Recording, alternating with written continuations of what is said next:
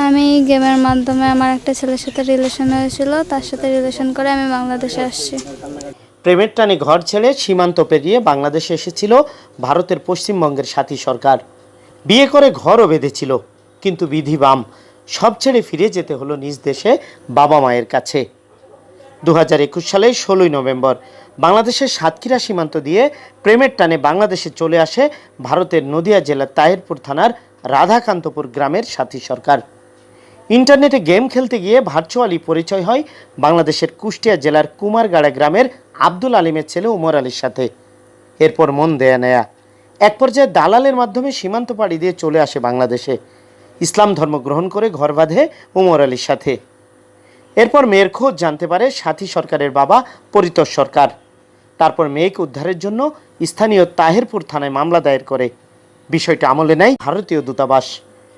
3-4 মাস সংসার করার পর হঠাৎ একদিন পুলিশ এসে ধরে নিয়ে যায় সাথী সরকারকে। অপরাধ অবৈধ অনুপ্রবেশ। তারপর সাথীর জায়গা হয় কুষ্টিয়া সামাজিক প্রতিবন্ধী মেয়েদের প্রশিক্ষণ ও পুনর্বাসন কেন্দ্রে। এখানে 11 মাস নিরাপদ হেফাজতে ছিল সাথী।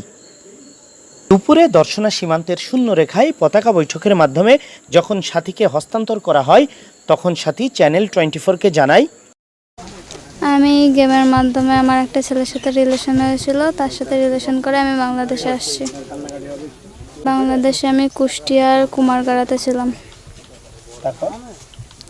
তারপরে বাবা মা কেস করে 3-4 মাস সংসার করছিলাম। করার পরে বাবা মা কেস করে, তখন পুলিশ ধরে আনে একটা প্রতিষ্ঠানে রেখে দেয়। এখন ইন্ডিয়ায় পাঠিয়ে দিচ্ছে। জি হ্যাঁ আছে, যদি কোনোদিন আসতে পারি তাহলে অবশ্যই।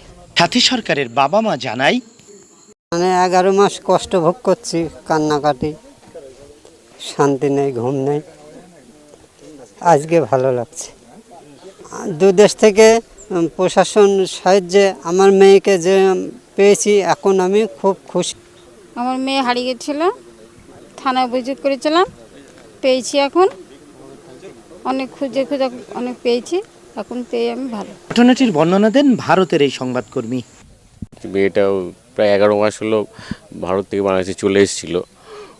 ওই ডিসেম্বর 12/12/2022-এও নিরুদ্দেশ হয়। 15 তারিখে ওখানকার স্থানীয় থানা, ওদের তাহিরপুর থানাতে ওদের কমপ্লেন করে নিখোঁজের, যেটা ওই মেয়েটার বাবা আমাকে যা বলেছে, মা যা বলেছে, যে ও গয়েশপুরে কোনো ছেলের সাথে প্রেম করতো। সেই ছেলেটা বাড়িতেও এসেছিলো যে বিয়ের প্রস্তাব নিয়ে, তো বয়স কম বলে ওকে বিয়ে দেয়নি। তারপরে কিন্তু ওই দিনকে পালিয়ে চলে আসে। তারপরে ওই মেয়েটাই সাথী ওর ভাইকে একটা মেসেজ পাঠায় যে আমি বাংলাদেশে চলে এসেছি।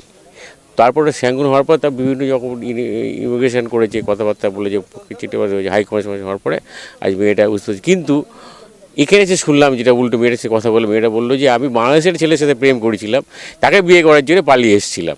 রবিবার দুপুর 12টায় দর্শনা বন্দরের সীমান্তের শূন্য রেখায় অনুষ্ঠিত পতাকা বৈঠকের মাধ্যমে সাথীকে হস্তান্তর করা হয় তার পরিবারের কাছে।